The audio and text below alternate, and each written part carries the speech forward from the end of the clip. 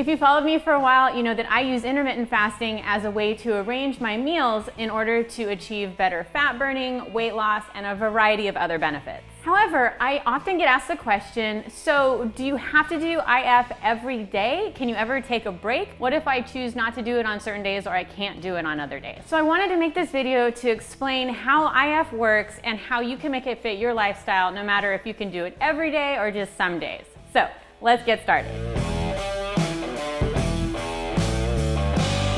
In a nutshell, your fast begins the second you stop eating. It's when you're not consuming any food, you're not having any sugary drinks, you're not giving your body anything to digest. The problem with having food all the time is your body is constantly releasing that insulin, and then the more insulin that gets released all the time, the less receptive your body is going to be to it, and you're going to start to create insulin insensitivity, and that is no good. It can lead to diabetes and obesity. So the more we can give our body rest, the better, and that's where fasting comes into play. So in a fasted state, instead of having your body digest all the food that you just gave it and work through that whole process, it will start actually burning fat you already have stored, which is awesome. And the optimal time for fat burning in a fasted state is after 16 hours. So it takes about 12 hours to get into that fat burning stage in a fasted window. And then if you push that to 16 to 20 hours, that's a really optimal time frame. So if you start just using your sleeping window and counting that as part of your fast, you have an early dinner the night before and you push your first meal off a little bit, you can easily get to that 16-hour time window. And what that approach is called is the 16-8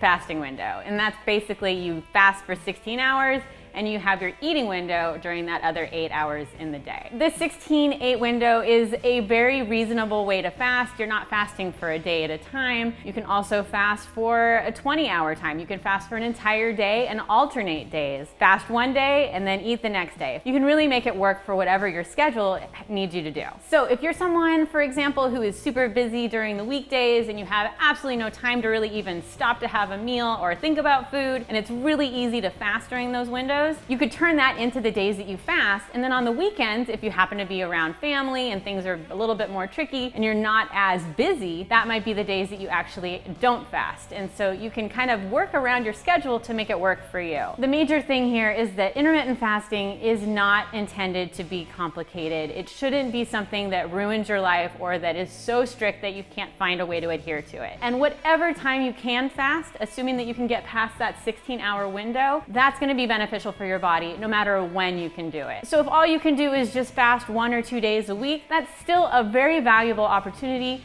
to have your body rest, have it start increasing your sensitivity to insulin, and getting all the benefits from your intermittent fasting. That all being said, there is still a ton of other things you can do in addition to the fasting to help improve your overall health and fat burning potential and weight loss if that's what you're looking for. Definitely you want to be increasing your physical activities, increasing your NEAT, which is your non-exercise energy expenditure, where you're actually going out and you're going on walks and you're just getting moving instead of doing specific exercises. Drinking more water, following a healthy diet, and having nutritious whole foods. All of those are really going to help so that when you do have your fast, you're not going to be just super craving unhealthy foods all the time. For me, I try to keep my fasting schedule as structured as possible. Obviously, there's going to be times where you have to go to a dinner or something like that, so I just move my window and then I accommodate for that the next day. But I try to keep that 16-8 plan. You can always change when you start your fast and when you end your fast, and then you can just accommodate that after the fact. It's really about making it work for you. Check out my video on what I eat in a day with intermittent fasting so you can kind of see how I put together a daily ritual of fasting and eating, and I'll see you in the next video.